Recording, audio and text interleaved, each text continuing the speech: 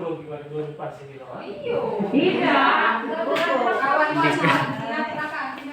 Bukan masalah Bismillahirrahmanirrahim. Assalamualaikum warahmatullahi wabarakatuh. Asyhadu an la ilaha illallah wa asyhadu anna Muhammadar Rasulullah. Alhamdulillahirabbil alamin. Wassalatu wassalamu ala asrofil anbiya'i wal mursalin wa ala alihi washabihi ajmain, amma ba'du. Puji syukur atas kehadirat Allah Subhanahu wa taala karena di pagi yang berbahagia ini kita masih diberikan nikmat kesehatan dan nikmat kesempatan sehingga kita dapat menghadiri acara kita hari ini. Salawat beriring salam tak henti-hentinya kita ucapkan kepada baginda kita Nabi besar Muhammad SAW. Semoga kita selalu mendapatkan syafaatnya hingga akhir zaman.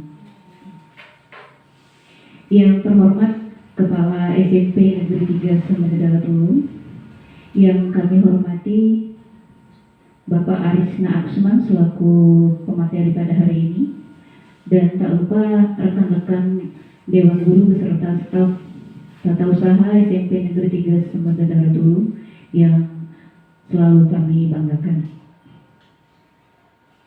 Adapun susunan acara kita pada hari ini, yang pertama itu pembukaan, kedua sambutan-sambutan, ketiga acara inti, 4 doa, dan kelima penutup. Langsung saja kita masuk ke acara yang pertama, yaitu pembukaan. Mari bersama-sama kita mengucapkan nafas basmalah. Selanjutnya acara yang kedua yaitu sambutan yang akan disampaikan yang terhormat Kepala SMP Negeri 3 Semedaratulu, yakni Ibu Rahma Mita Sarjana Pendidikan Fisika. Kepada Ibu Rahma kami persilakan.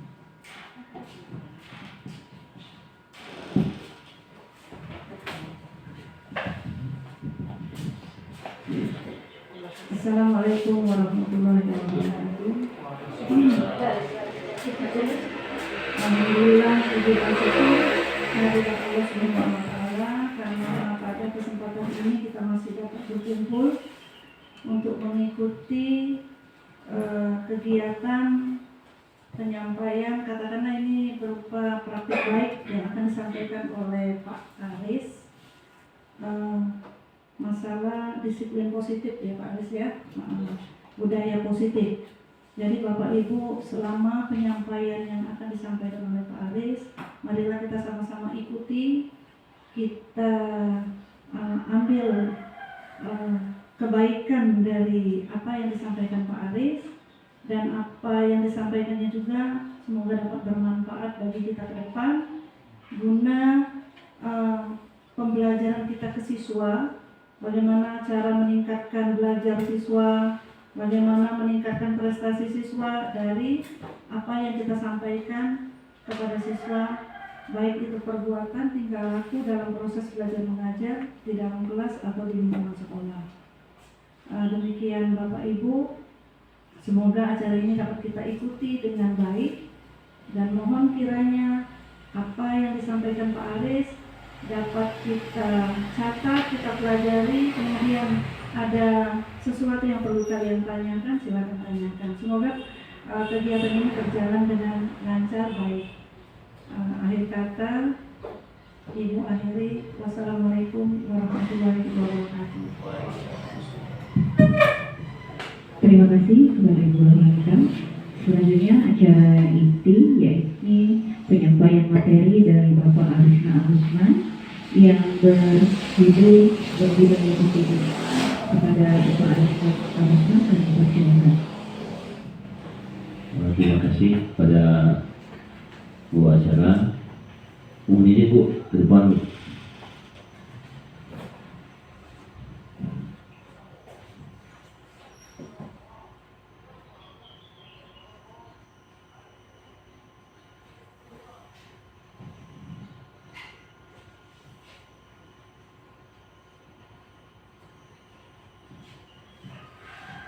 Baiklah Bapak Ibu, Assalamualaikum warahmatullahi wabarakatuh.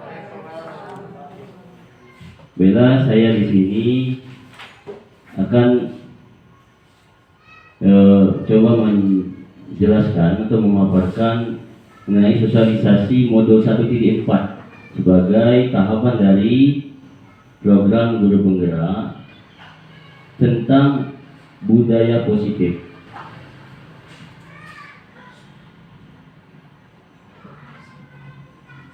Topik-topik yang akan kita bahas yaitu yang pertama, 1.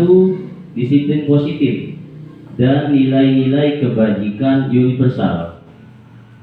Yang kedua, itu teori motivasi, hukuman, dan penghargaan serta restitusi. Yang ketiga, keyakinan kelas. Yang keempat, kebutuhan dasar manusia dan dunia berkualitas. Yang kelima, restitusi mengenai 5 posisi kontrol. Yang terakhir itu restitusi mengenai segitiga restitusi.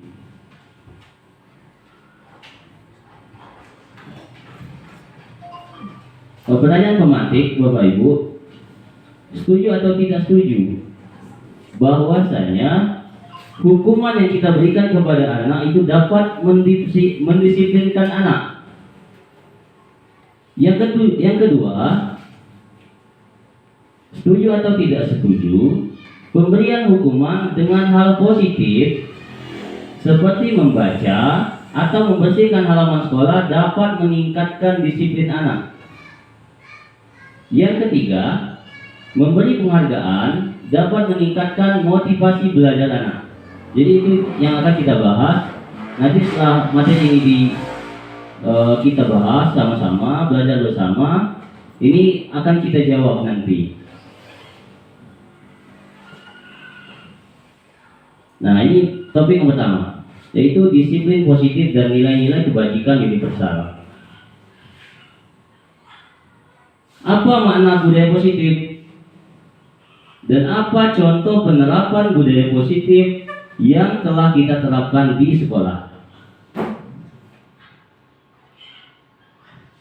Pengertian budaya positif di sekolah yaitu nilai-nilai dan kebiasaan-kebiasaan di sekolah yang berpihak pada peserta didik agar mereka dapat berkembang menjadi pribadi yang kritis, penuh hormat dan bertanggung jawab.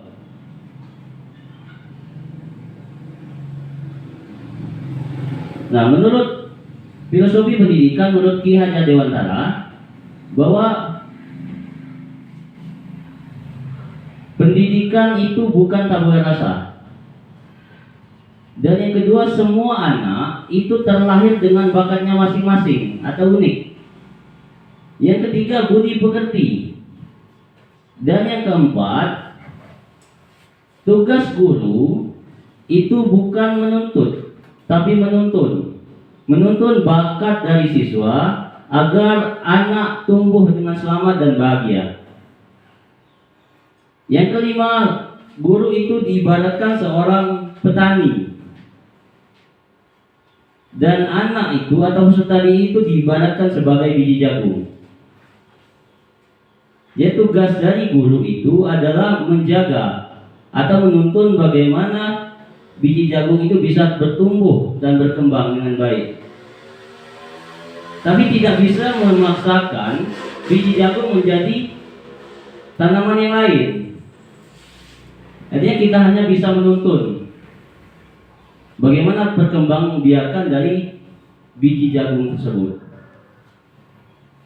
Yang keenam, menurut Ki Hajar Dewantara, pendidikan itu menuntun anak menurut kodrat alam dan kodrat zaman. Nah, ini Bapak Ibu, perubahan paradigma. Untuk membangun budaya yang positif, sekolah perlu menyediakan lingkungan yang positif juga, aman dan nyaman, agar murid-murid mampu berpikir, bertindak, dan mencipta dengan merdeka, dengan bebas, mandiri dan bertanggung jawab. Jadi pentingnya budaya positif itu agar tercipta lingkungan yang positif juga, sehingga anak-anak bisa merasa bebas dalam mengembangkan bakat mereka masing-masing. Lazimnya, disiplin dikaitkan dengan kontrol. Dalam hal ini, kontrol guru menghadapi murid.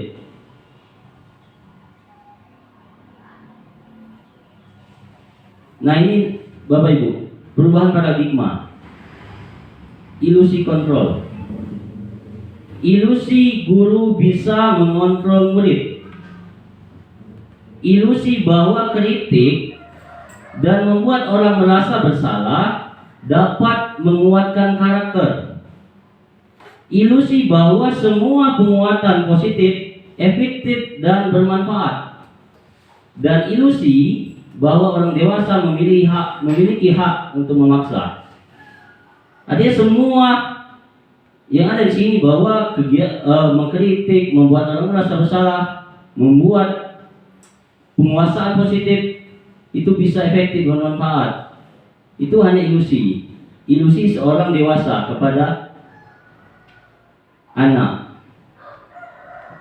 Artinya ini hanya bayangan dari orang dewasa. Padahal menurut Ki Hajar Dewantara, teori Dewantara ini itu semua tidak bisa dilakukan karena anak punya kehendaknya sendiri, punya kemauan sendiri, jadi tidak bisa dipaksakan oleh orang dewasa. Selanjutnya, apakah makna disiplin? Disiplin berasal dari bahasa Latin disciplina, yang artinya belajar. Jadi arti disiplin itu sendiri hanya belajar, Bapak Ibu.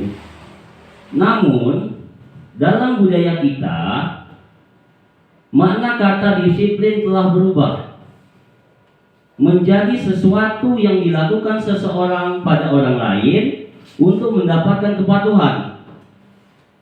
Jadi perubahan makna inilah yang membuat kecenderungan bahwa kata disiplin itu menjadi sebuah kepatuhan.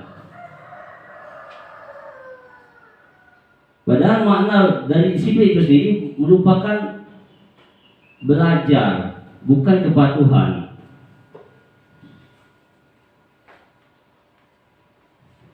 Nah, nilai-nilai kebajikan universal, Bapak Ibu.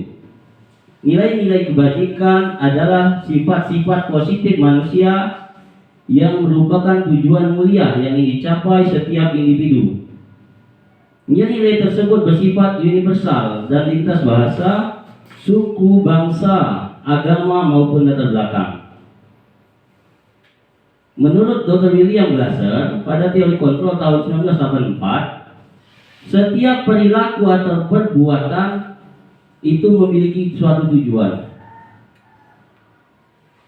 Yang kedua, dengan mengaitkan nilai-nilai kebajikan yang diyakini seseorang, maka motivasi intrinsiknya akan terbangun, motivasi dalam diri akan terbangun, sehingga menggerakkan motivasi dari dalam untuk dapat mencapai tujuan mulia yang diinginkan.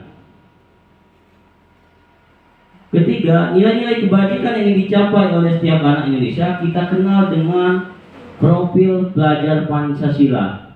Apa saja? Ada 6, yaitu beriman, bertakwa pada Tuhan Yang Maha Esa dan berakhlak mulia, mandiri, bernalar kritis, berkebinekaan global, bergotong royong, dan kreatif.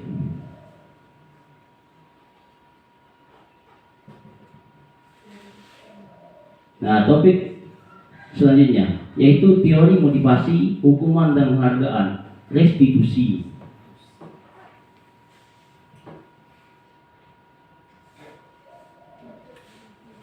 Teori motivasi perilaku manusia.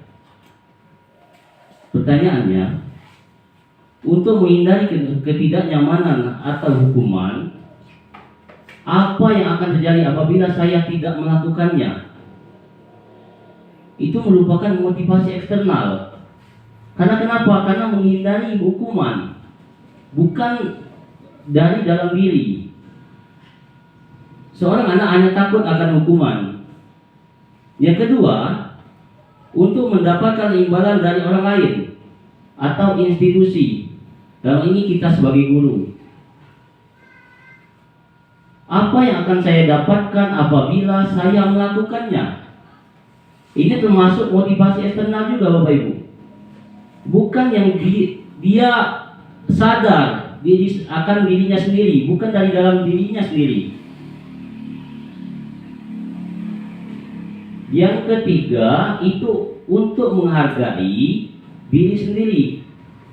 Saya akan jadi orang yang seperti apa bila saya melakukannya. Jadi motivasi internal inilah Bapak Ibu yang harus kita bangun. Bagaimana caranya agar siswa bisa membangkitkan, bisa terbangkit motivasinya untuk belajar.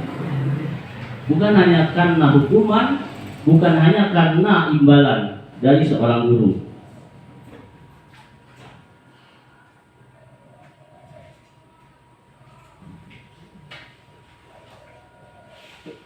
Nah, ini merdeka. Bahwa menurut Ki-Jarod Dewantara, kita itu sebagai guru menuntun anak agar belajar dengan cara yang merdeka. Merdeka itu menurut beliau adalah tidak hanya terlepas dari perintah, akan tetapi juga cakap buat memerintah diri sendiri. Jadi bukan mereka melakukan sesuatu atas dasar perintah. Ayo nak belajar, nanti tidak naik kelas.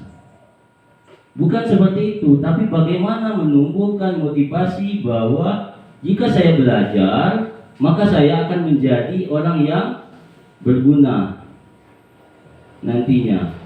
Jika saya belajar, saya akan menjadi orang yang sukses nantinya. Nah, itu jadi PR kita, bagaimana cara menuntun mereka agar tumbuh motivasi intrinsik dalam diri mereka sendiri. Ini pengaruhnya, dihukum oleh penghargaan. Bahwa penghargaan berlaku sama dengan hukuman. Jadi kita menganggap penghargaan adalah sesuatu yang baik, tapi pengaruhnya akan sama saja dengan hukum. Karena kenapa? Dalam arti meminta atau membujuk seseorang melakukan sesuatu untuk memenuhi suatu tujuan tertentu dari orang yang meminta atau membujuk, dorongannya eksternal dan akan ada faktor ketergantungan Bapak Ibu. Jadi seandainya kita memberikan imbalan, nah kamu kalau dapat nilai 100, Bapak kasih uang 10.000. Pada saat kita sebagai guru tidak memberikan uang 10.000, satu kali belajar kita berikan 10.000, 2 kali belajar kita kasih tidak Bapak Ibu? Kita kasihkan lagi, 1 kali lagi belajar dapat 100, dikasihkan lagi tidak? Dan tidak akan selalu. Karena tidak selalu itu akan menjadi ketergantungan pada anak. Kalau tidak dapat 10.000, saya tidak akan belajar. Artinya akan sama dengan hukuman. Saya akan belajar karena bapak itu marah kalau saya tidak belajar. Saya akan belajar karena bapak itu memberi saya uang 10.000. Artinya penghargaan seperti itu akan sama pengaruhnya dengan hukuman. Beberapa dampak dari pemberian penghargaan. Yang pertama, ada pengaruh jangka pendek dan jangka panjang. Ada penghargaan menghukum, penghargaan mengurangi ketepatan, penghargaan tidak efektif, penghargaan merusak hubungan.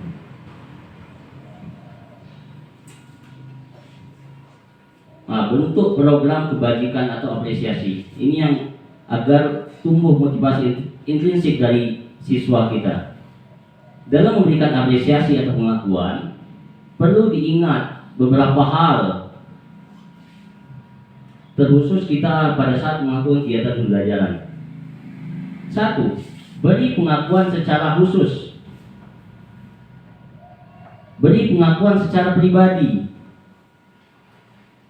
langsung tertuju kepada siswanya.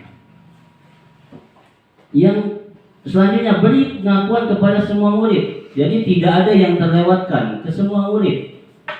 Jangan hanya terfokus kepada yang pintar saja untuk diberikan apresiasi, tapi ke semua murid harus kita lihat sebagai orang-orang yang punya keunikan masing-masing, punya bakat masing-masing, punya kelebihannya masing-masing. Beri pengakuan secara konsisten, artinya secara kesinambungan, jangan hanya satu kali, tapi terus menerus. Dan yang paling penting adalah fokusnya bukan pada hasil, tapi fokusnya adalah proses mereka dalam belajar, proses mereka dalam meningkatkan diri mereka, proses mereka dalam meningkatkan kualitas mereka. Itu yang paling penting.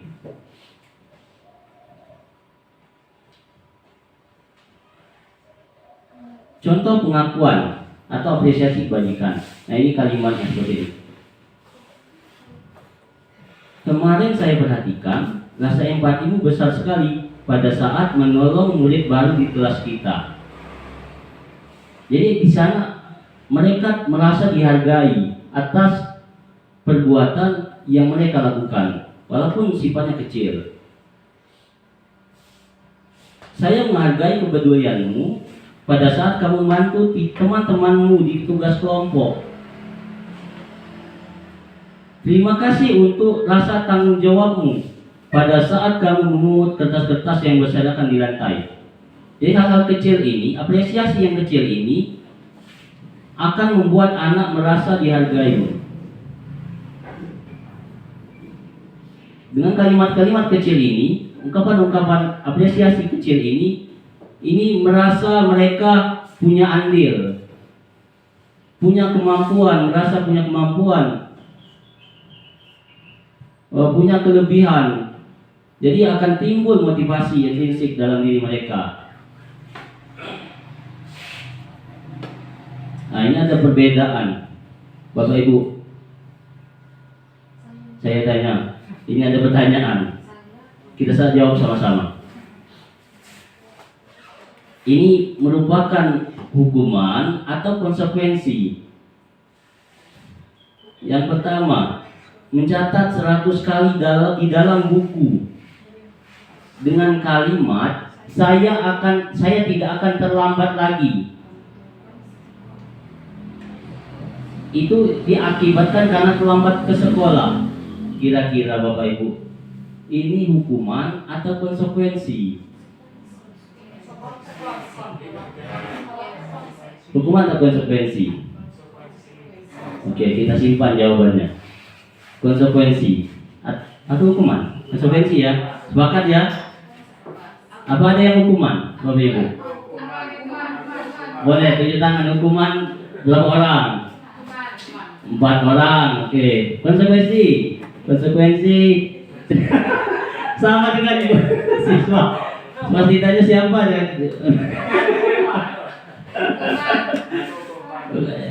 Ya. Oke, konsekuensi ada, hukuman ada, hampir sama. Kita ingat, artinya saat lari mengelilingi lapangan basket 2 kali karena terlambat hadir di sekolah. Hukuman, sepakat semua, hukuman. Murid diminta untuk push up 15 kali karena tidak menggunakan masker ke sekolah. Kira-kira hukuman atau ini push up ini ke tangan saya sendiri? Hukuman ya. Nah, menggantikan kertas tugas teman yang telah dicoret-coret. Konsekuensi. Ya, sepakat. Membersihkan tumpahan air di meja tulis karena tersenggol. Konsekuensi. Murid disuruh untuk mengenakan sepatu seharian di sekolah karena tidak mengenakan sepatu hitam. Mungkin ini bukan mengenakan, tapi melepaskan. Melepaskan. Tidak pakai sepatu artinya seharian. Konsekuensi. Oke. Lari mengelilingi lapangan basket 2 kali karena terlambat 10 menit. Hukuman. Nah, ini jawabannya. Ini ada jawabannya nih. Nah.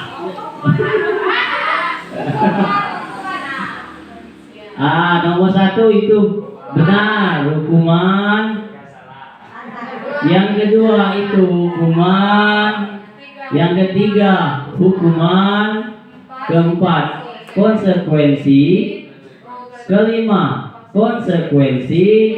Keenam hukuman. Dan yang terakhir itu konsekuensi. Terus bagaimana perbedaannya? Kita lihat di materi selanjutnya. Nah, ini perbedaannya Bapak Ibu. Apa itu hukuman dan apa itu konsekuensi? Hukuman itu sesuatu yang menyakitkan harus terjadi. Artinya hukuman ini akan membekas rasa sakit pada anak-anak. Lari, mencatat 100 kali untuk sesuatu yang tidak terlalu besar kesalahannya, 100 kali. Ingatnya sampai tahu. Ini. Ibu itu buat aku 100 kali nulis. Cuma itu yang diingat.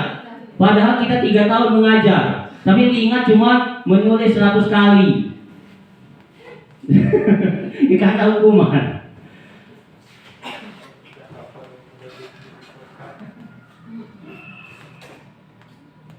Dan konsekuensi adalah sesuatu harus terjadi. Apa bedanya, Bapak Ibu? Beda konsekuensi dengan hukuman adalah konsekuensi itu sesuatu yang harus ditetapkan sebelumnya. Artinya ada sesuatu yang setelah disepakati antara murid dan guru tanpa memberikan rasa sakit, tanpa memberikan sakit yang membekas kepada siswa. Yang selanjutnya perbedaannya adalah membuat anak sakit, fisik maupun hati. Nah ini, sehati ini untuk jangka waktu lama. Untuk jangka waktu lama. Janganlah, ini video ya.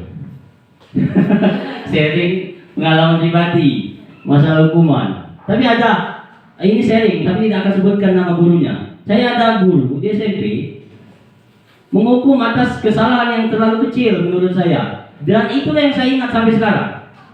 Bukan bagaimana dia mengajar 3 tahun, tapi bagaimana dia menghukum saya. Itu yang saya ingat. Bapak itu menghukum saya untuk kasus yang sangat kecil. Ya, waktu itu melihat taman naik, ada naik seperti itu. Tanggul lah, ya, naik hingga taman. Turun. Tabak, tendang. Itulah yang saya ingat. Sakit sini sampai sekarang. Hati kan, hati. Tadi kalau ini fisik lah sembuh lah. Tapi hati masih sampai sekarang. Tapi memaafkan. Tapi teringat walaupun memaafkan kan. Nah ini yang kita hindari sekarang. Seperti itu. Konsekuensinya perbedaannya adalah membuat anak merasa tidak nyaman dalam jangka waktu pendek. Jangka waktu pendek tidak membekas pada anak. Itu konsekuensi. Anak membenci kedisiplinan. Atas hukuman tadi anak menjadi benci disiplin. Tapi untuk konsekuensi anak menghargai disiplin. Hukuman itu bersifat paksaan. Sedangkan konsekuensi itu stimulus atau rangsangan, sehingga nanti pada saat mereka merangsang, saya harus disiplin, maka ada tanggapan dari mereka. maka ada tanggapan, ada tindakan mereka untuk disiplin. Hukuman mendorong anak menyakiti diri sendiri, dan konsekuensi mendorong anak agar mudah menyesuaikan diri. Hukuman itu konsep diri yang buruk, sedangkan konsekuensi konsep diri yang baik. Hukuman anak belajar untuk menyembunyikan kesalahan. Nah ini yang sering. Anak kita pada saat kita hukum, maka mereka akan takut untuk mengutarakan kesalahan mereka. Bukan ingin belajar dari kesalahan mereka, tapi mereka akan takut. Jika saya salah akan dihukum.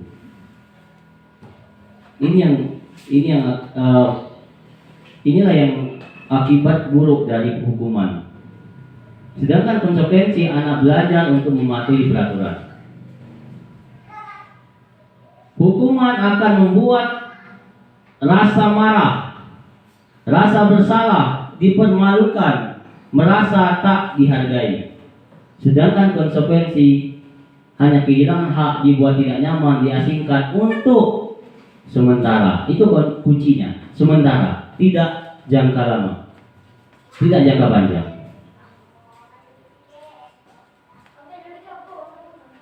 Kita lanjut ke materi restitusi. Apa itu restitusi? Restitusi adalah proses menciptakan kondisi bagi murid untuk memperbaiki kesalahan mereka, sehingga mereka bisa kembali pada kelompok mereka dengan karakter yang lebih kuat. Nah ini restitusi, Bapak Ibu. Restitusi ini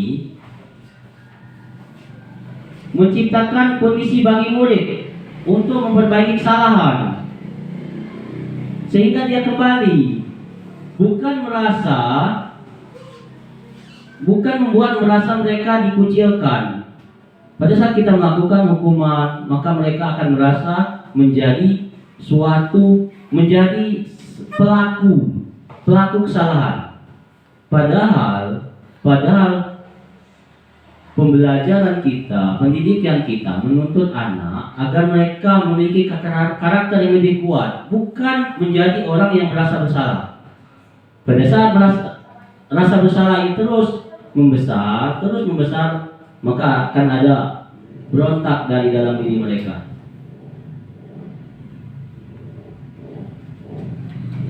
Restitusi juga merupakan proses kolaboratif yang mengajarkan murid untuk mencari solusi untuk masalah mereka dan membantu murid berpikir tentang orang seperti apa yang mereka ingin menjadi dan bagaimana mereka harus memperlakukan orang lain. Ini Bapak Ibu, identitas gagal, identitas sukses. Identitas gagal itu didasari untuk hukuman. Apa yang akan terjadi? Sesuatu yang menyakitkan seperti yang tadi, tidak nyaman untuk jangka panjang. Korban mendapatkan keadilan, murid atau anak akan tersakiti. Perilaku pasif atau agresif meningkat. Sistem tidak akan jalan bila murid tidak takut. Berlaku hanya pada sebuah institusi, tidak berlanjut pada kehidupan nyata. Peraturannya adalah kamu harus. Itu. Peraturannya adalah kamu harus.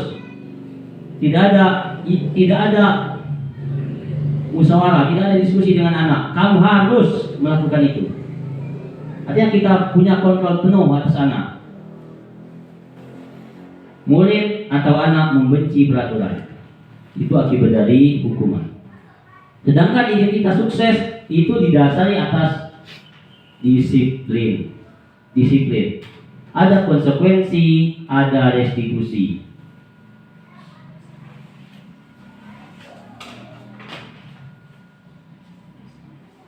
Murid atau anak dibuat tidak nyaman dalam waktu sementara, dan murid atau anak mendapatkan penguatan dengan restitusi.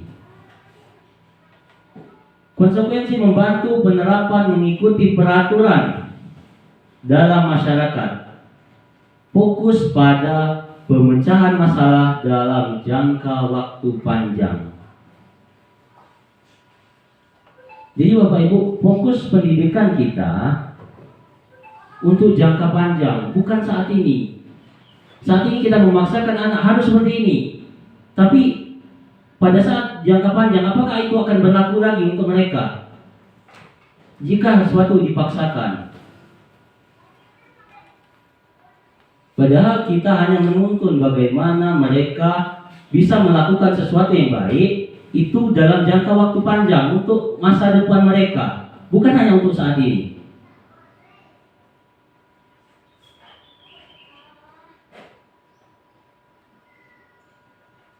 Ciri-ciri restitusi. Yang pertama, bukan untuk menebus kesalahan, namun untuk belajar dari kesalahan. Yang kedua, memperbaiki hubungan.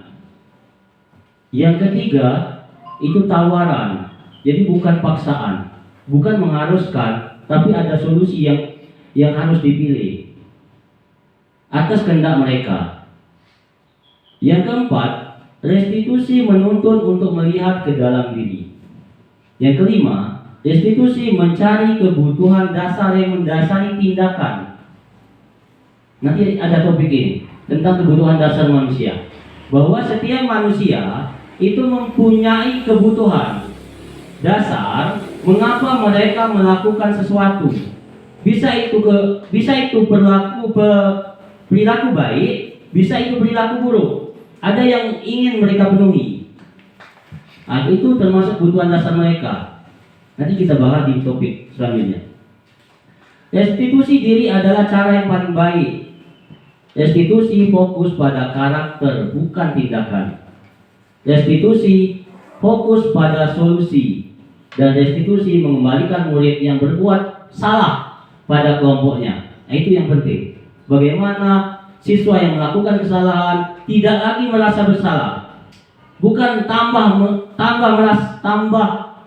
seakan-akan mereka yang paling salah. Kamu salah, nak. Kamu harus dihukum. Bukan seperti itu. Tapi bagaimana mengembalikan pada saat mereka melakukan salah di depan siswa yang lain, mereka bisa dengan bangga bisa kembali dengan kelompoknya. Setelah menebus kesalahan, mereka kembali seperti biasa. Bagaimana disiplin itu bisa tegakkan? Yaitu dengan keyakinan kelas. Keyakinan kelas ini menimbulkan konsekuensi yang kita jelaskan tadi. Mengapa tidak peraturan saja? Mengapa harus keyakinan kelas? Ada pertanyaan, Bapak Ibu. Mengapa kita memiliki peraturan harus menggunakan helm bila mengendarai kendaraan roda 2? Coba Bapak Ibu, kira-kira mengapa harus pakai helm? Ngapalah nak pakai helm? Polisi nak aja pakai helm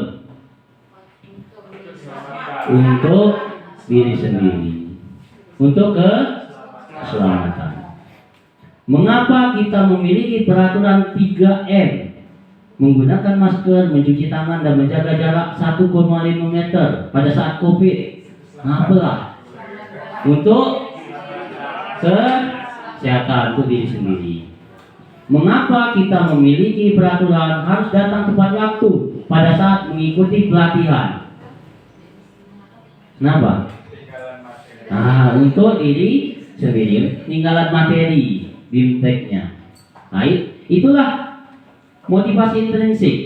Untuk mendukung motivasi intrinsik, kembali ke nilai-nilai atau keyakinan lebih menggerakkan seseorang dibandingkan mengikuti serangkaian peraturan-peraturan. Jadi kita tahu kita pakai helm untuk apa? Untuk keselamatan. Bukan hanya perintah dari polisi. Bapak polisi ngajung aku pakai helm. Tapi kita sadar bahwa pakai helm itu untuk keselamatan. Ngapa harus pakai masker pada saat COVID? Kita sadar ini akan membuat kita tidak sehat pada saat tidak pakai masker. Itu artinya ada dalam diri sendiri, ada motivasi intrinsik yang membuat kita melakukan itu. Budaya positif bisa terjadi dengan lingkungan positif. Lingkungan positif ada sebuah keyakinan kelas, dan keyakinan kelas akan diteruskan menjadi sebuah peraturan kelas. Artinya peraturan itu dibentuk atas dasar keyakinan, kelas dulu. Bukan hanya ditetapkan langsung ini peraturan harus dituruti, bukan, tapi dibuat sebuah keyakinan bahwa ini sebuah peraturan itu dibuat sebuah keyakinan dulu kepada siswa. Untuk apa peraturan ini? Untuk apa peraturan ini dibuat? Pada saat peraturan keyakinan itu sudah disepakati bersama, maka diciptakanlah peraturan kelas. Nah, Bapak Ibu, kira-kira ini sebuah peraturan. Dan ada kode keyakinan kelas. Coba, kalau kita buat sebuah keyakinan kelas dari sebuah peraturan, kira-kira apa dari tabel itu? Selalu kembalikan buku ke tempatnya. Ini perintah, buat peraturan. Kira-kira keyakinannya apa? Ngapa kira-kira? Ngapa nak dibalikkan yang ke badahnya? Ngapa lah? Nah, biar rapi. Jadi apa di situ? Kira-kira setelah memakai buku, selesai belajar buku, apa enggak sih?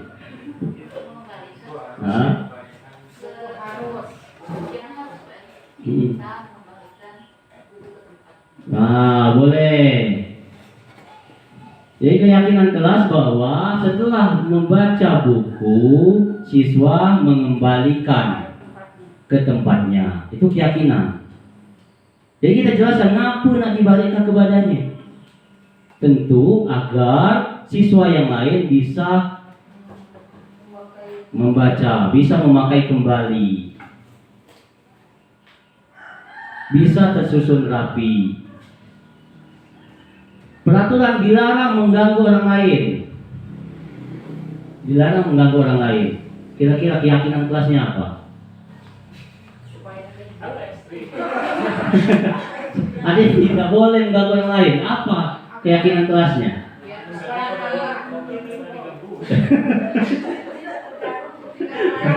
Jangan diganggu, gigit. Alhamdulillah mengganggu orang lain. Saling menghargai, saling menghormati. Artinya kita di kelas ini harus saling menghargai. Artinya di situ keyakinan kelas saling menghargai, saling menghormati. Keyakinan kelasnya bukan dilarang, jangan dilarang. Belum tentu mengganggu, tapi menghargai dan menghormati.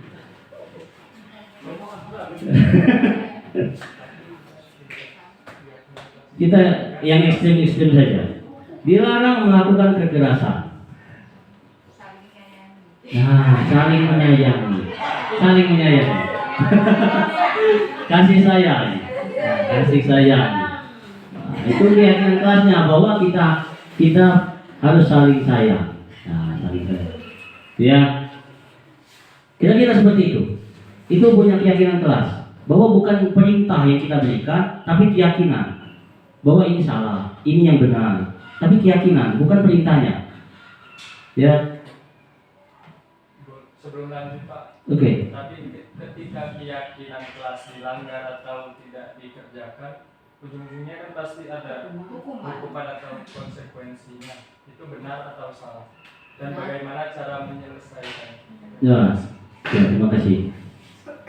Pertanyaannya, bagaimana jika mereka membuat kesalahan, apa yang akan kita lakukan? Apakah tetap menghukum? Pada saat kita sudah membuat keyakinan kelas, artinya ada konsekuensi di situ. Ada konsekuensi pada saat mereka melakukan kesalahan. Tapi apa yang akan kita lakukan? Akan kita lakukan adalah restitusi. Apa itu restitusi? Mencari solusi. Mencari solusi atas kesalahan, bukan menghukum atas kesalahan. Tentu harus kita dengan anak-anak itu memang paling penting itu mediasi, diskusi. Bukan hanya kamu datang terlambat, lari 10 keliling situ. Tidak ada timbal balik antara siswa dengan guru. Saya Pak, kalau kita tanya kenapa kamu terlambat, saya Pak terlambat karena cari sepatu tidak ketemu. Saya nunggu rumah, cari baju, bemasak yakal. Tentu hati kita akan tergerak memaafkan, bukan menghukum. Tidak apa-apa nak. Nanti selanjutnya kalau nunggu rumah lagi, bangun pagi-pagi. Apa salahnya jam 4 bangun? Tadi tidak apa-apa. Kira-kira seperti itu. Kita harus tahu dulu latar belakang mereka melakukan kesalahan agar dapat mencari solusi atas permasalahan mereka. Mungkin seperti itu Pak Esku. Lanjut. Tidak apa-apa. Kalau nanti ada pertanyaan, silakan langsung seperti tadi saja langsung ditanyakan. Nah, kira-kira ini jawabannya tadi. Ada tanggung jawab, ada menghormati orang lain, ada keselamatan, menghormati orang lain, menyayangi orang lain, kesehatan, menghormati orang lain dan belajar bersabar.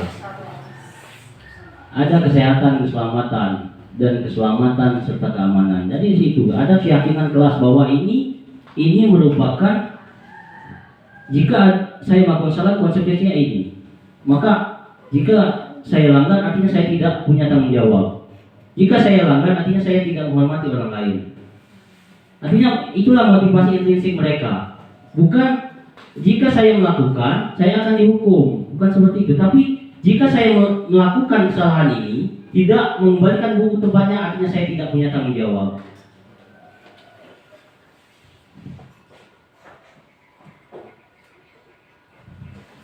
Contoh keyakinan kelas. Bekerja sama menjaga kebersihan, bersikap sopan dan menghormati guru, saling peduli dan menghargai teman, dan aktif mengikuti pelajaran di kelas. Jadi itu semua contoh keyakinan kelas. Jadi nanti boleh yang lain, boleh nanti keyakinan kelasnya didiskusikan dengan kelasnya masing-masing. Jadi jika kita sudah menetapkan keyakinan kelas, maka mereka tahu ada konsekuensi yang diambil pada saat mereka melakukan kesalahan. Nah ini Bapak Ibu topik yang menurut saya penting. Kebutuhan dasar manusia dan dunia berkualitas. Ada kebutuhan dasar manusia yang mendasari mereka melakukan sesuatu. Apa itu? Yang pertama itu bertahan hidup. Yang kedua, kasih sayang dan rasa diterima. Yang ketiga, penguasaan. Yang keempat, kesenangan, dan yang terakhir, kebebasan. Jadi kelima ini merupakan dasar, merupakan latar belakang mereka melakukan perilaku. Baik atau buruk. Bukan hanya buruk saja, bukan hanya baik saja, tapi buruk juga. Kekurangan kasih sayang menyebabkan perilaku buruk. Bertahan hidup menyebabkan perilaku buruk. Kurangnya rasa penguasaan menyebabkan perilaku buruk. Begitu juga dengan kesenangan dan kebebasan. Tapi tugas kita di sini sebagai guru kepada siswa, ini tugas kita bagaimana menuntun mereka dalam memenuhi kebutuhan dasar mereka dengan cara yang benar. dengan cara yang baik. Ada pertanyaan? Ada pertanyaan? Ibu Ani, guru kelas 5 di SD Pelita Hati, sedang bingung menghadapi ulah salah satu muridnya di kelas, Agus. Nah, Agus nama saya juga Agus. Berapa anak telah datang dan mengeluhkan Agus yang seringkali meminta bekal makan siang mereka dengan paksa. Ini sering terjadi di kita. Minta makanan maksa. Jika Anda menghadapi situasi seperti Ibu Ani, apa yang akan Anda lakukan? Menurut Anda, kira-kira apa alasan Agus melakukan itu? Kira-kira. Nah itu benar, lapar. Lapar. Artinya lapar. Mereka tidak. Mungkin ada Agus tinggal di pondok ini. Tidak sarapan mungkin ini. Nah, kan ada lapar. Ini jawabannya. Dalam konteks penerapan disiplin positif, Ibu Ani sebaiknya mencari tahu alasan. Cari tahu dulu alasan, jangan menghukum dulu. Cari tahu alasan Agus melakukan tindakan tersebut agar mengetahui kebutuhan mana yang sedang berusaha dipenuhi Agus. Artinya Agus melakukan itu, ada sesuatu yang ingin dia penuhi, kebutuhan dasar yang ingin dipenuhi. Jawabannya ada 5 kemungkinan. Apabila jawaban Agus karena ia lapar dan orang tua tidak membawakannya bekal makan siang, kebutuhannya adalah bertahan hidup. Jadi kita tidak bisa memaksakan, hanya kita harus cari solusi. Mereka bertahan hidup, lapar. Duit Dewi mana lapar? Kira-kira mana dituangkan yang minta anak kanci? Kanci tidak ngenjuk, maksud. Nah, kira-kira itu kan, kira-kira. Dia mengenjuk tindak tinggi lapar, mantap duit. Cukup masalah. Terpaksa lah dia maksa kanci. Kancinya udah nangis. Udah ngadu lagi. Apabila jawaban Agus karena ia senang temannya jadi memperhatikan dia, ada yang caper, kan kemungkinan caper. Yang direbutnya tadi cewek, namanya Sakinah, ya. Namanya Sakinah. Nah itu kebutuhan cinta dan kasih sayang, kebutuhan untuk diterima, bukan diterima cintanya ini, bukan, tapi kebutuhan untuk diterima sebagai teman bisa. Mungkin selama ini merasa dikucilkan, artinya ia ingin diterima dalam kelompoknya. Yang ketiga, apabila jawaban Agus adalah dia merasa hebat karena temannya jadi takut dan menuruti keinginannya, kebutuhannya adalah penguasaan, pengakuan atas kemampuannya. Artinya di situ tidak ada, belum terpenuhinya kebutuhan dasar penguasaan. Bagaimana kita menuntut penguasaan ini, Bapak Ibu? Artinya dia ini ingin diakui kemampuannya ini hebat. Jadi mungkin selama ini tidak diakui sebagai orang yang hebat, tidak diapresiasi kemampuannya. Mungkin orang yang kurang percaya diri, Agus ini. Awak pintar tapi kurang percaya diri. Agus mana nih?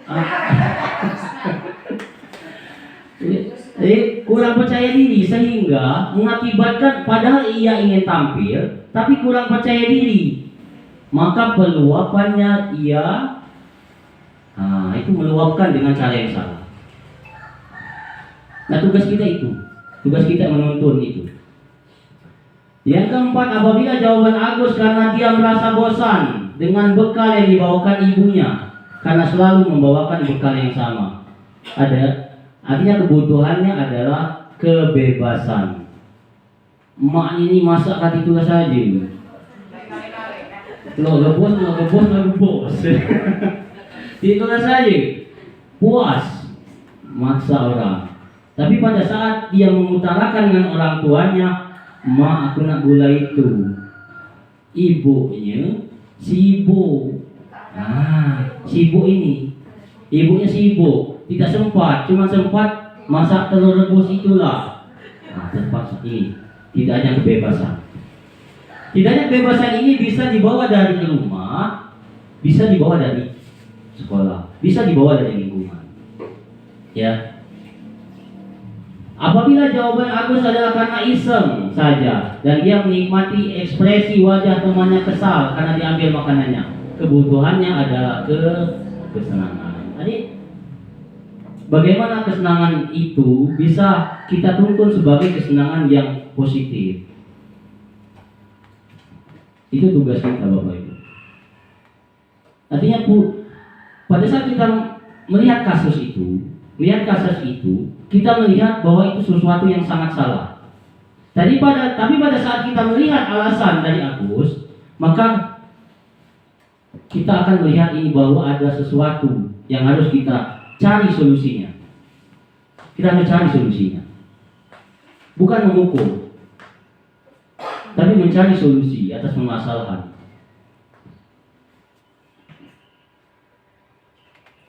Lima posisi kontrol dari seorang guru. Ada 5 posisi kontrol dari seorang guru. Yang pertama, itu guru sebagai penghukum. Yang kedua, membuat orang merasa bersalah. Yang ketiga, posisi sebagai teman. Yang keempat, posisi sebagai pemantau. Yang kelima, posisi sebagai manajer. Apa yang dilakukan? Posisi penghukum yang dilakukan adalah menghardik, menunjuk, menyakiti, menyindir. Guru berkata, apa yang dikatakan guru sebagai penghukum? Kalau kamu tidak melakukannya, awas ya, rasakan.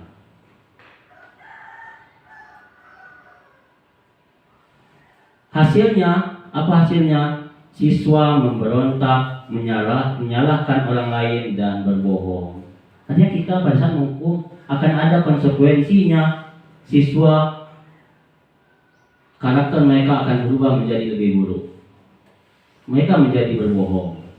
Mereka menjadi orang yang menyalahkan orang lain. Kaitan dengan dunia berkualitas, murid meletakkan guru di luar dunia berkualitas. Murid berkata, biarkan saja, nanti juga marah-marah lagi. Sudah terbiasa dia dimarahi. Nangkanlah, marahlah. Terbiasa. Jadi siswa akan terbiasa dimarahi. Tidak akan ada lagi kepatuhan. Padahal niat kita menghukum agar mereka patuh. Tapi pada saat kita terus menghukum, kepatuhan menghilang, karakter berubah jadi yang lebih buruk. Dampak pada murid adalah mengulangi kesalahan. Karena sudah terbiasa dimarahi, jadi tidak lagi takut melakukan kesalahan. Membuat orang merasa bersalah. Apa yang dibuat? Guru berbuat ceramah dan mengatakan seharusnya ibu kecewa. Artinya mereka tidak punya kebebasan melakukan sesuatu. Mereka dipaksa seharusnya melakukan sesuatu. Dan mereka juga merasa bersalah. Karena kenapa? Di situ contohnya adalah ibu kecewa. Pada saat ibu kecewa, mereka merasa bersalah bahwa dia telah mengecewakan guru. Guru berkata, kamu seharusnya sudah tahu, ibu sudah lelah sekali mengatakannya. Ibu stres. Sampai stres.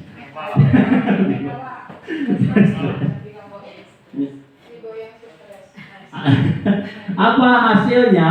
Hasilnya adalah mereka menyembunyikan. menyembunyikan kesalahan, menyangkal, dan berbohong.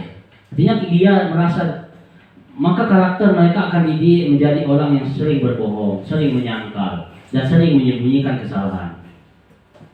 Karena mereka kenapa? Karena mereka takut guru mereka kecewa. Takut guru mereka kecewa pada saat melakukan kesalahan. Murid meletakkan guru di dalam dunia berkualitas. Murid berkata, maafkan saya, dan dampak pada murid adalah merasa rendah diri. Identitas berhasil atau sukses. Ada posisi kontrol sebagai teman. Guru membuatkan alasan-alasan untuk muridnya.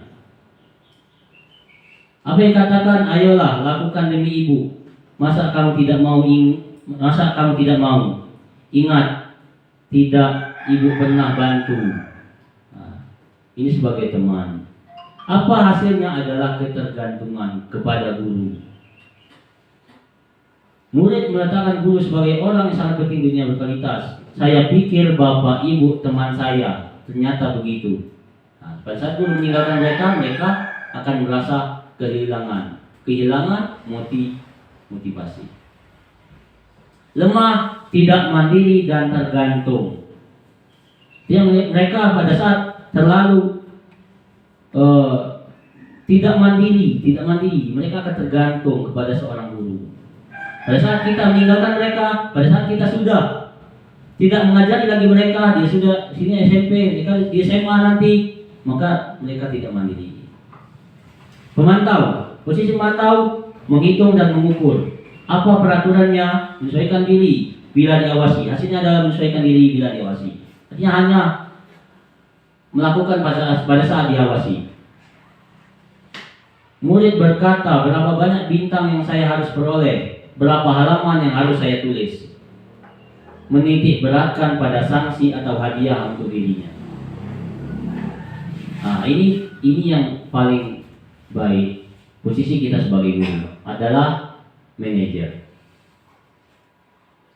sehingga mereka bisa menghargai diri sendiri. Guru berbuat, kita melakukan sebuah pertanyaan-pertanyaan, mengajukan sebuah pertanyaan-pertanyaan. Apa yang kita yakini? Apa yang bisa kau kerjakan untuk memperbaiki masalah ini? Jadi kita berikan solusinya untuk dicari oleh mereka sendiri. Berikan kebebasan kepada mereka untuk mencari solusinya. Hasilnya adalah penguatan pribadi dia sendiri. Murid berkata, bagaimana caranya saya bisa memperbaiki keadaan? Dan dampaknya bisa mengevaluasi diri dan bagaimana cara memperbaiki diri. Jadi mereka bisa memperbaiki diri atas kesalahan mereka. Nah, ini Bapak Ibu ada tugas. Maka tidak dekat mana? Ada tugas. Kira-kira dari kelima posisi: penghukum, pembuat orang merasa bersalah, teman, pemantau, dan manajer. Pernyataannya seperti ini. Posisi apa yang diletakkan oleh guru yang mengatakan seperti ini? Saya kecewa sekali dengan kamu. Apa? Apa yang kedua? Ini yang kedua. Nah, pembuat orang merasa bersalah. Kira bentar, ada yang setuju? Atau ada yang pilihan lain? Saya kecewa sekali dengan kamu. Siapa yang mengatakan? Guru yang posisinya pembuat orang merasa bersalah. Kan situ siswa akan merasa mengecewakan seorang guru. Yang kedua, kamu tidak pernah benar melakukannya.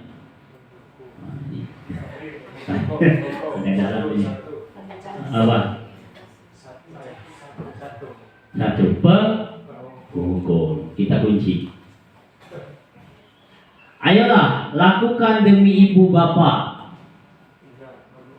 Sebagai apa? Teman. Oke, kita kunci. Apakah kamu mau mendapatkan stiker bintang hari ini? Ada penghargaan di situ, ada reward di situ. Sebagai apa?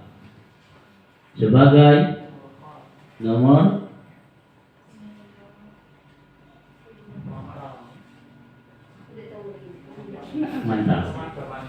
pemantau. Kita kunci. Nanti ini kalau benar semua dapat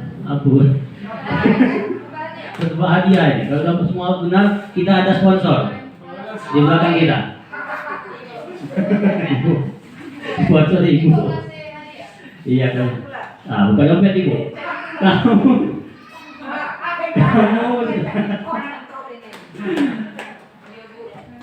Kamu selalu yang paling terakhir. Nah, posisi apa itu? Posisi apa? Posisi apa? Nah, kita lihat jawaban sini. Betul. Betul semua. Nah, saya kecewa sekali itu membuat orang merasa bersalah. Siswa akan merasa bersalah telah mengecewakan guru. Kamu tidak pernah benar melakukannya. Tidak pernah. Ini adalah kata kunci. Tidak pernah. Padahal siswa belum tentu selalu salah. Mengapa kalian katakan tidak pernah? Padahal mereka punya sisi positif. Ayo lakukan demi ibu bapak. Kuncinya adalah lakukan demi ibu bapak, bukan untuk dirinya sendiri. Itu sebagai teman. Apakah kamu mau mendapatkan stiker bintang hari ini? Ada reward di situ. Reward itu dari posisi pemantau. Bagaimana kamu bisa menyelesaikan masalah ini? Artinya kita mengajukan pertanyaan, memberikan kebebasan mereka menyelesaikan masalahnya sendiri. Itu posisi manajer. Ini posisi yang paling baik. Kamu selalu yang paling terakhir. Ini yang paling harus dihindari. Kalimat selalu dan tidak pernah. Selalu melakukan kesalahan dan selalu yang tidak pernah melakukan kebaikan.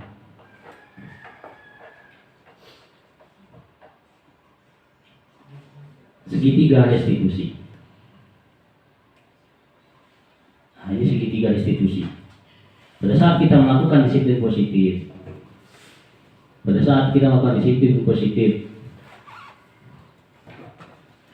ini yang harus kita lakukan.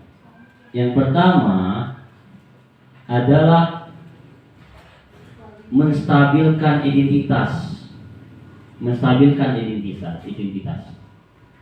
Pada saat mereka melakukan kesalahan, coba kita lihat dulu bagaimana agar mereka tidak merasa paling salah.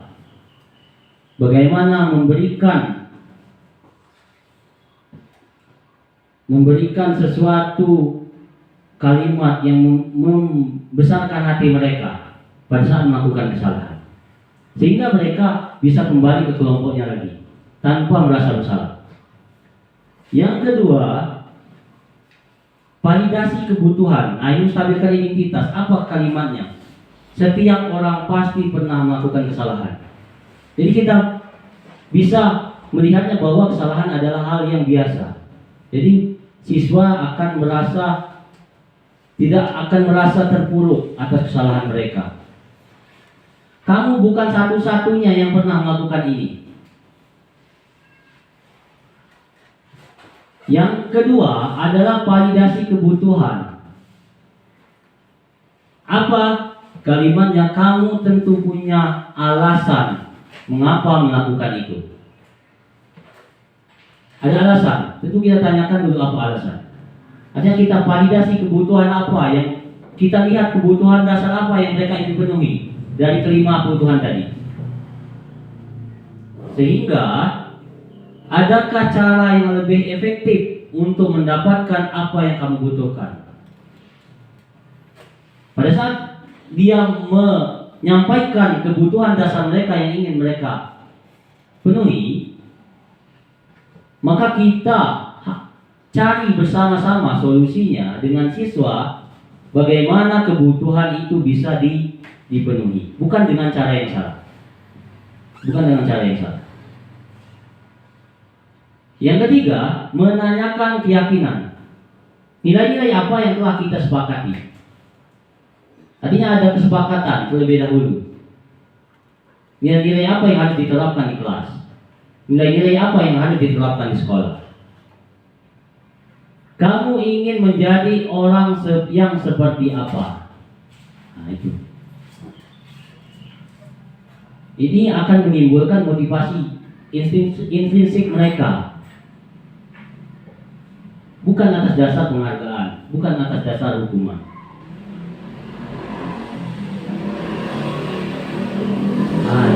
Stabilkan identitas. Untuk membuat anak yang merasa gagal karena berbuat salah menjadi positif terhadap dirinya. Karena tujuan kita ini mengembangkan, membimbing karakter itu untuk masa depan. Bukan hanya fokusnya di masa sekolah. Percuma saja kita lakukan jika hal itu mereka lakukan pada saat hanya di sekolah. Karena tujuannya adalah masa depan dari anak murid kita. Validasi kebutuhan, membantu murid mengenali basic kebutuhan dasar yang ingin dipenuhi ketika melakukan kesalahan itu. Jadi mereka tahu juga cara mengenali, oh saya ini, kenapa saya melakukan kesalahan ini, kenapa saya sering berkelahi, kira-kira sering berkelahi, kenapa saya melakukan ini? Karena kenapa? Mungkin mereka ingin penguasaan, mungkin mereka ingin merasa disayangi, tapi itu tidak terpenuhi, maka mereka melakukan itu. Karena pada dasarnya tindakan manusia tujuannya adalah memenuhi kebutuhan dasar, basic need. Apa itu macam-macam itu? Apakah itu power, freedom, love, belonging, fun, atau survival? Itu ya. Kekuatan, kebebasan, cinta, dan sayang. Belum ini? Apa ini? Penguasaan, kesenangan atau bertahan hidup. Ya, itu semua. Kekuatan, kebebasan, cinta dan penguasaan, kesenangan dan bertahan hidup. Jadi semua kebutuhan dasar itu yang ingin mereka punya.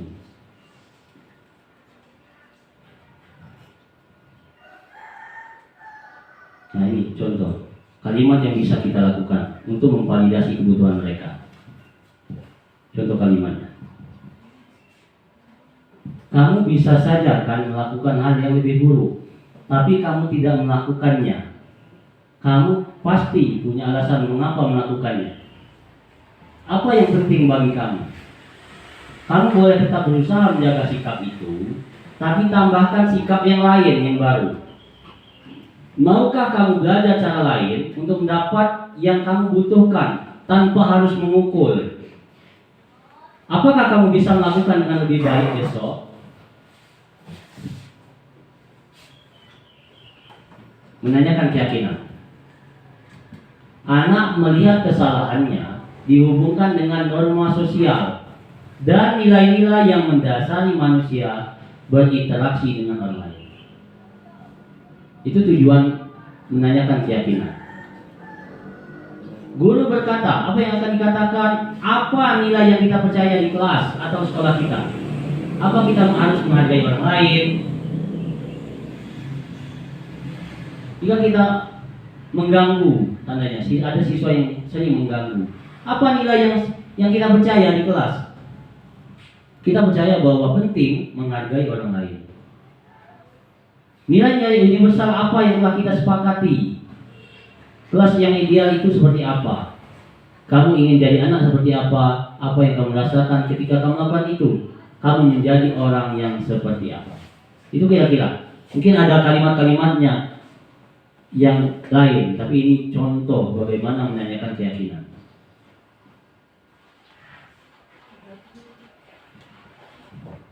Nah, ini intervensi 30 detik.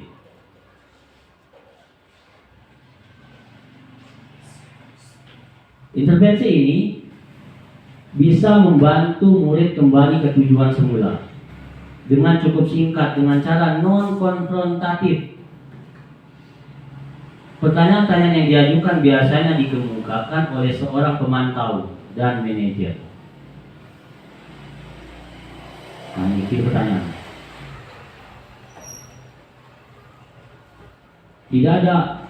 Tidak ada kalimat-kalimat yang memaksa.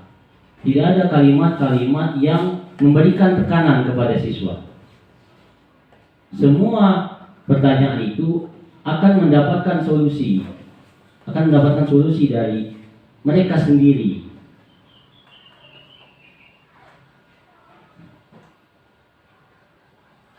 Cukup.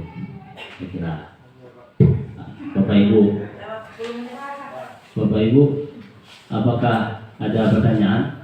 Dipersilakan.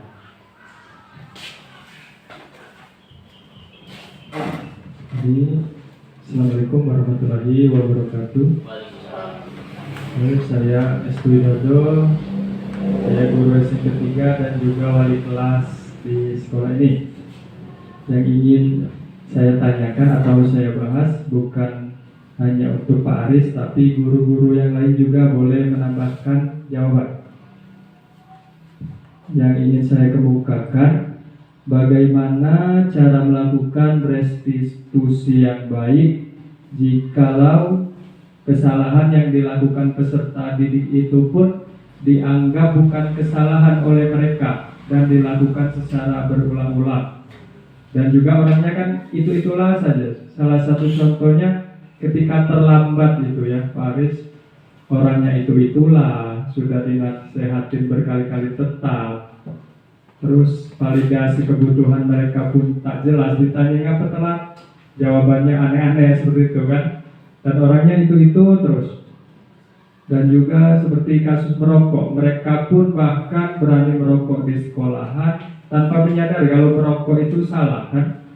Nah, bagaimana restitusi yang baik yang bisa kita terapkan untuk peserta didik? Terima kasih. Terima kasih. Silakan. Nanti boleh 3 pertanyaan dulu. Langsung jawab. Punya PS tuh. Apa pertanyaan? Bapak dia mau jawab atau mau jawab? Mau nanya silakan. Jadi dulu saya Ibrahim, Assalamualaikum warahmatullahi wabarakatuh. Waalaikumsalam. Jadi terima kasih pada Pak Aris yang sudah menyampaikan materinya. Kalau menurut saya Pak, ini materi sangat bagus sekali untuk kita sebagai guru. Kalau bisa jangan sampai siswa tahu misalnya. Ini kalau siswa udah tahu nanti makin parah gitu. Mungkin marah. Gitu. Jadi pertanyaan seperti ini Pak. Di antara 5 posisi kontrol tadi, yang saya tertarik yang terakhir itu. Menurut Pak Aris pribadi, kita ini idealnya itu di mana? Ya, 1, 2, 3, 4, 5. Kalau saya pribadi itu saya minta dari Bapak, ya, karena Bapak saya anggap senior di sini, mungkin pengalaman lebih dari kami. Kalau menurut saya ini nggak bisa nentu posisi kontrol gitu Pak. Bisa ke 5, kadang ke 3, kadang tuh di parah ke 1. Karena tergantung dari siswanya. Ya, bahkan anak ini tidak bisa ke 5. Kita anggap mereka teman. Kebanyakan siswa seperti itu, tapi tidak bisa ke teman nomor 3. Harus paksa nomor 1. Tahu? Tidak boleh, katanya jelek. Itu gara-gara apa? Itu gara-gara perkembangan zaman tadi.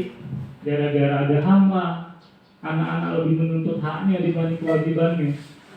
Ketika kita bandingkan sama zaman kita dulu, kayaknya lebih berhasil kita di nomor 1 sekarang untuk membangun karakter anak.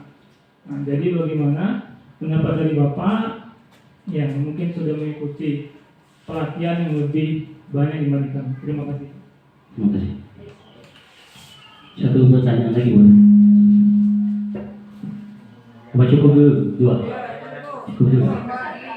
Cukup dulu 2. Tadi ada pertanyaan dari Pak Estu. mengenai restitusi. Nah, langkah-langkah restitusi apa yang harus kita lakukan pada saat ada siswa yang melakukan kesalahan tanpa menyadari dan berulang-ulang dilakukan. Nah, tadi Pak Estu minta kita sama-sama jawab. Jadi silakan Bapak Ibu yang ingin menjawab, boleh. Silakan Bapak Ibu. Boleh. Ya, pengalaman wali kelas bagaimana? Coba restitusinya. Bagaimana langkah-langkah restitusi yang harus kita lakukan untuk siswa yang melakukan kesalahan tanpa menyadari bahwa itu salah dan dilakukan berulang-ulang. Silakan Bapak Ibu. Contohnya kan yang telat, nah kan uangnya itulah telat terus diomongi, bahkan dihukum tetap dilakukan. Nah seperti apa itu restitusi? Iya, apa langsung? Boleh Bapak Ibu, silakan kemukakan pendapatnya, boleh. Boleh.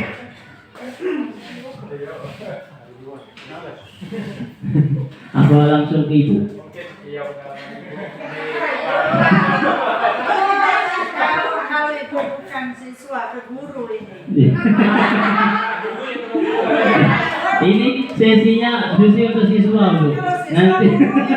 Nanti Kalau ibu ini yang guru berulang-ulang. ya benar. Harus, tapi ditanya dulu latar belakangnya, Bu. Ada kebutuhan dasar yang dipenuhi di situ pasti.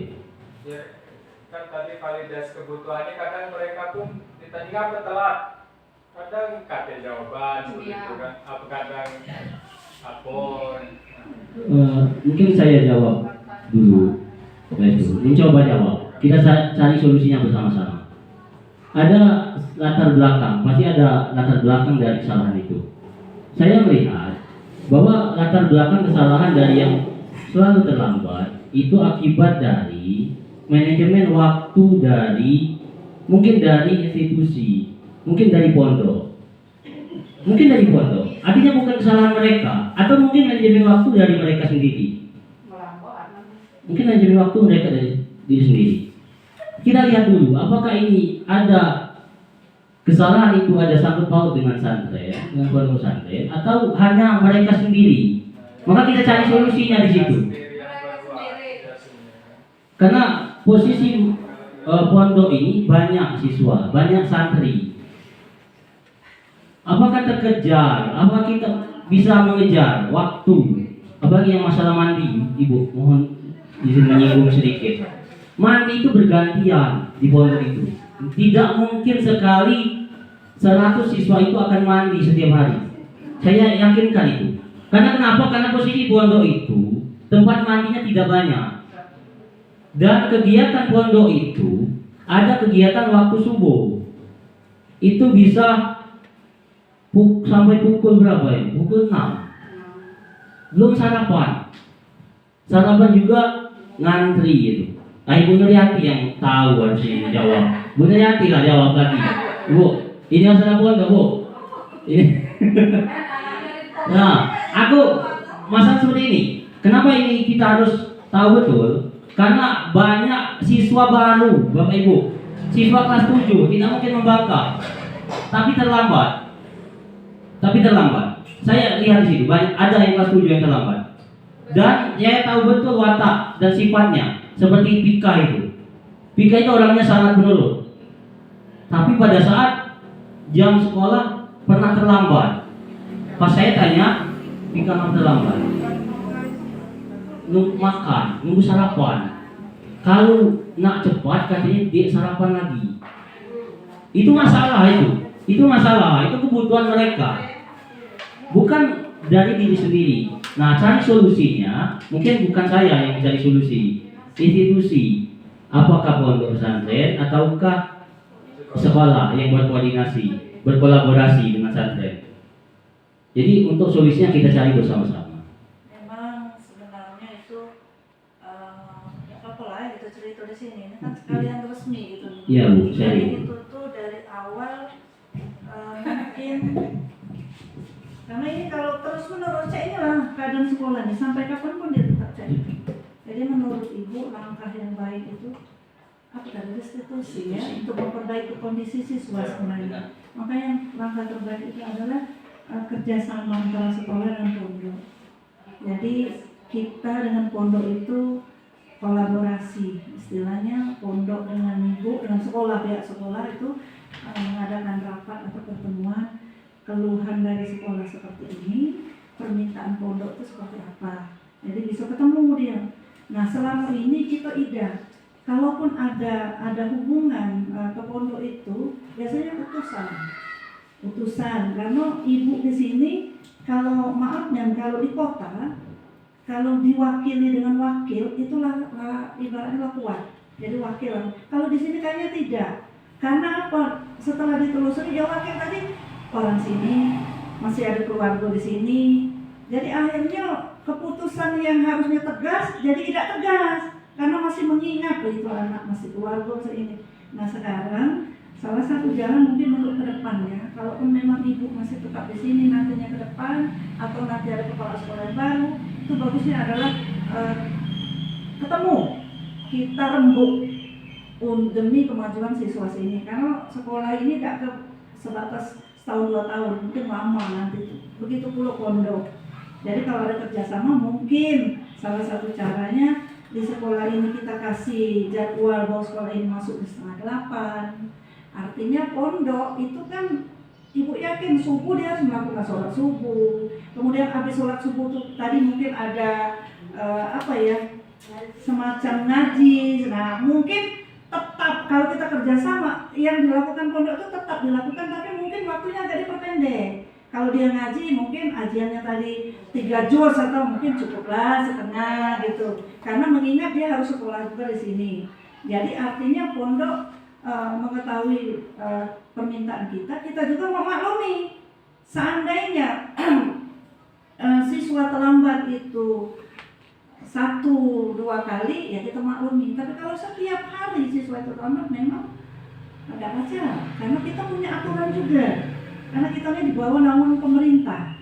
Kalau sebenarnya pondok harus menurut kita, karena kita aturan dari pemerintah. Jadi, tetapi kita tidak memakai itu karena kita di sini kan kekeluargaan, dan kalau pajak anak kita pintar di akademik, pintar pula di agama.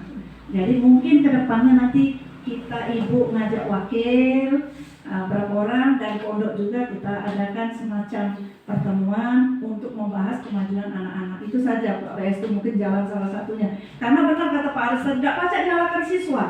Kalau nyalakan siswa mungkin yang terlambat itu yang nakal, ya mungkin ya. Tapi kalau budaknya memang bagus, tapi dia terlambat jadi beban bagi dia sebenarnya.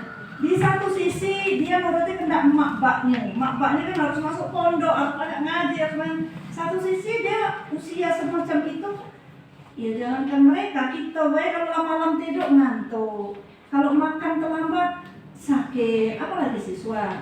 Tetapi di satu sisi tujuannya baik galau. Jadi mungkin itulah tadi salah pemecahannya restitusi. Tadi namanya kondisi siswa itu harus dirubah supaya ada kolaborasi antara pondok dengan sekolah. Jadi jangan kamu harus menurut aturan kami. Ya, mereka juga kamu harus menurut aturan kami. Tidak jadi kalau itu. Ya, jadi depan itu saja Pak Esno. Terima kasih. Bagaimana agar mereka tidak merasa bersalah, terlalu merasa bersalah. Yang kedua, memvalidasi tindakan,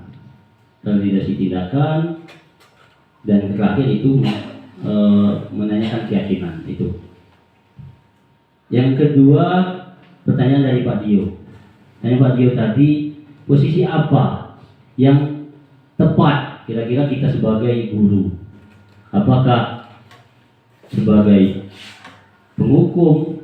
Karena posisinya menurut Bapak Dio tadi agak susah menetapkan satu posisi karena kelakuan anak berbeda-beda.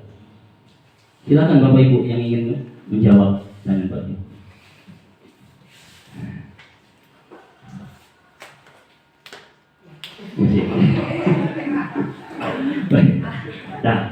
Nah, ini kita langsung saja mungkin ada di sini kita pakai. Nah. Ada posisi kontrol yang paling baik. Posisi kontrol yang paling baik itu akan mengakibatkan mereka berdampak pada mereka bisa menghargai diri sendiri, yaitu posisi manajer. Jadi yang paling baik itu, posisi yang paling tepat itu adalah posisi manajer. Dan bisa juga jika memang tidak memungkinkan posisi manajer, bisa kita lakukan pemantau. Masih boleh, masih bisa dilakukan.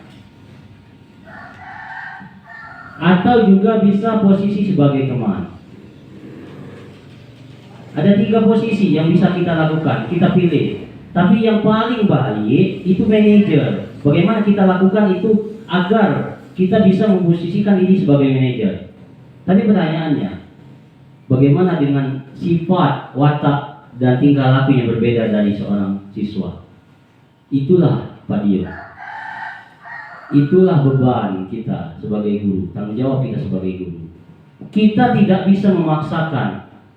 Tugas kita bukan memaksakan, bukan menuntut anak harus melakukan ini, tapi menuntun, hanya menuntun perkembangan mereka bagaimana bisa menjadi baik.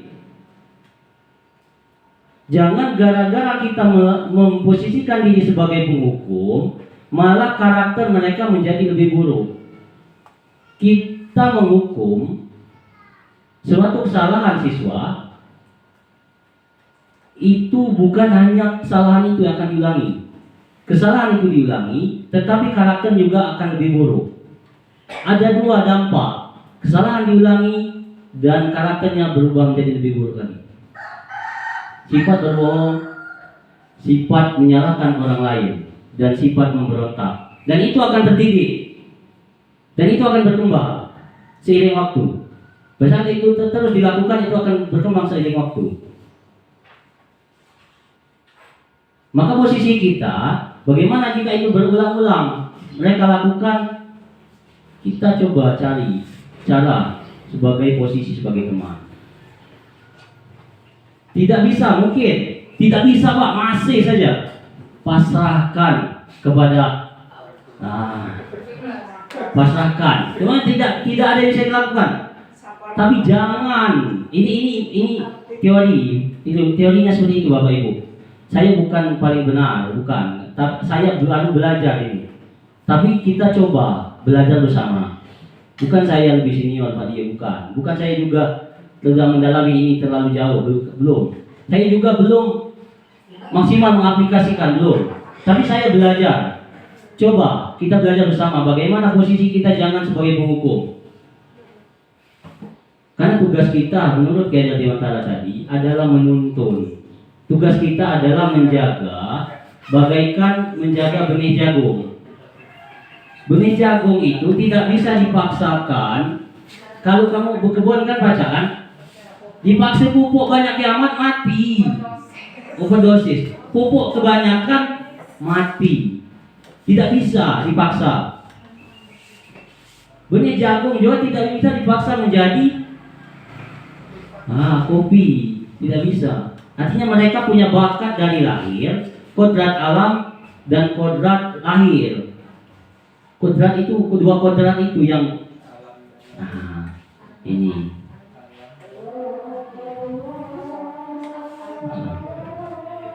Kodrat ini saja dewasa. Kodrat sama. Kodrat alam itu. Mereka punya itu. Guru ibarat petani, anak ibarat biji jagung. Jangan dipaksakan. Jangan dipupuk terlalu banyak. Jangan juga dipaksa menjadi kopi karena mahal. Ini enggak dipaksa menjadi kopi, jagung ini. Boleh jagung murah kan, dipaksa masih jagung dulu lah. Ya. Nah itu. Artinya kita harus coba. Ketika memang mereka sudah selalu melakukan kesalahan yang besar, coba kita dikurangi, dinasihati. Coba tanya solusi bersama. Karena kenapa? Ada latar belakang pasti di situ. Dan latar belakang, entah dari keluarga, entah dari lingkungan, entah dari sekolah. Seperti itu. Mungkin itu yang bisa menjawab. Coba saya menjawab, Pak Dio. Apakah? Terima kasih Pak Dio. Emosi tuh lah rupanya guru. Nah. Tidak emosi. Saya tidak jadi guru menteri emosi ini. Ya, mungkin ada sudah mungkin cukup Bapak Ibu. Apa ada pertanyaan? Ada tambahan? Cukup. Oke, mungkin itu saja materi dari saya. Mohon maaf jika banyak kesalahan, banyak kekurangan. Mohon maaf juga bukan ingin menggurui Bapak Ibu. Ini murni berbagi ilmu dan coba belajar bersama. Terima kasih Bapak Ibu atas waktunya. Kurang dan lebih kami mohon maaf. Pada Allah tak lupa mohon ampun. Wabillahi taufiq wal hidayah. Wassalamualaikum warahmatullahi wabarakatuh.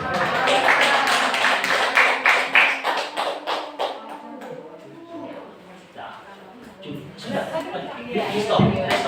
Belum.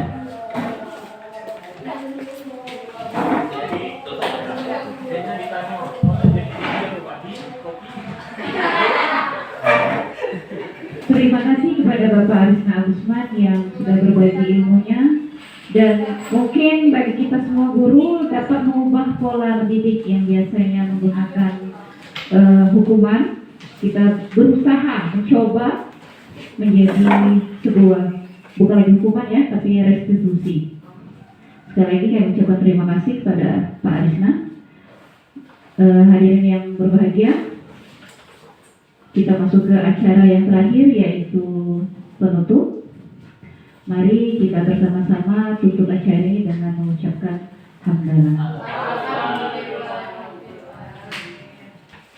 Saya selaku pembawa acara mohon maaf apabila ada kata-kata yang kurang berkenan kepada Allah, saya mohon ampun. Siang hari makan kuaci. Oh ya, sore hari makan kuaci. Makan bareng sama Bu Asi. Cukup sekian acara kita hari ini. Saya ucapkan terima kasih. Saya akhiri wabillahi taufiq wal hidayah. Wassalamualaikum warahmatullahi wabarakatuh.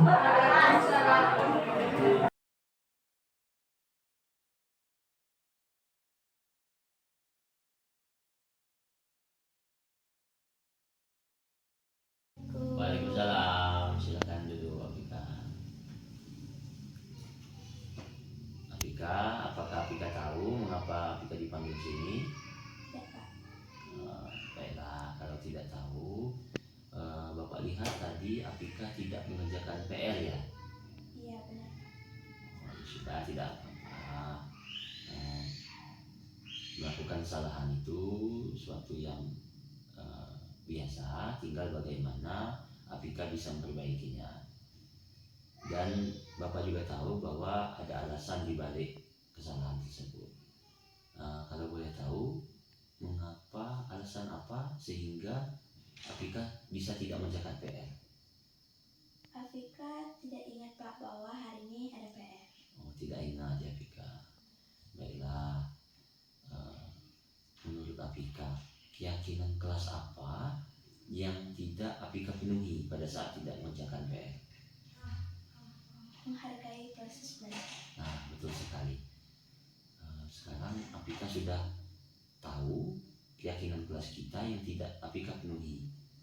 Nah, sekarang kira-kira solusi apa yang bisa Apika lakukan sehingga tidak melakukan kesalahan itu lagi? Ya, solusinya saat pulang sekolah langsung mengerjakan PR. Dan Apa lagi ya? Boleh? Yakin apa? Apika? dan membantu teman untuk mengingatkan. Oh, ya, betul sekali Apika. Yang pertama itu solusinya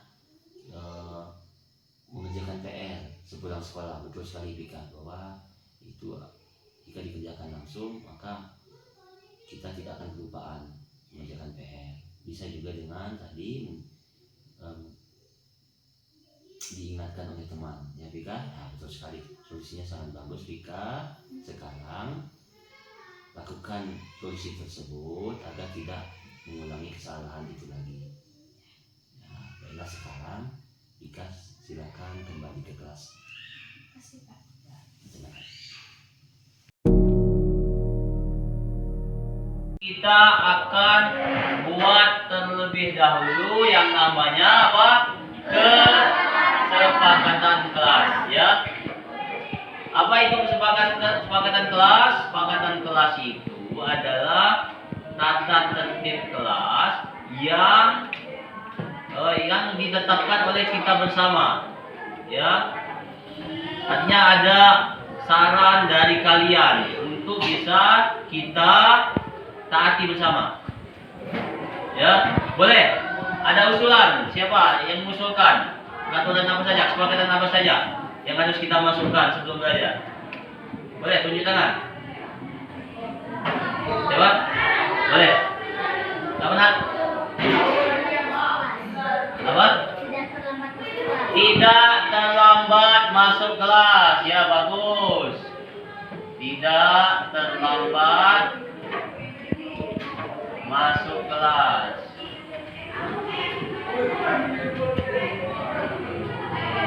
Oke. Nah. Ya, lanjut. Kedua. Ini kesepakatan kelas yang telah kalian usulkan. Ada 6, ya. Nah, keenam ini akan kita ubah yang dari kalimat negatif menjadi kalimat positif, ya. Dari kalimat negatif menjadi kalimat positif, ya. Yang pertama, tidak terlambat masuk kelas. Jadi kalimat positifnya apa? Apa? Datang tepat waktu. Betul. Sudah dapat kesepakatan kelas yang bentuknya kalimat positif. Sekarang di dalam kesepakatan kelas itu ada namanya nilai-nilai kebajikan. Nilai kebajikan. Nah, nilai kebajikan datang tepat waktu. Kira-kira apa nak? Apa? Disiplin,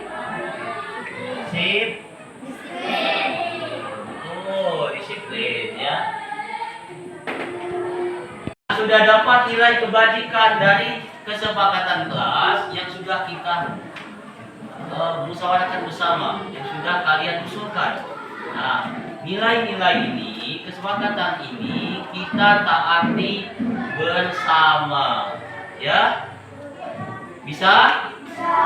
Bisa? Terus. Nah, lanjut nak. Kita hari ini cukup tentang kesepakatan kelas. Memang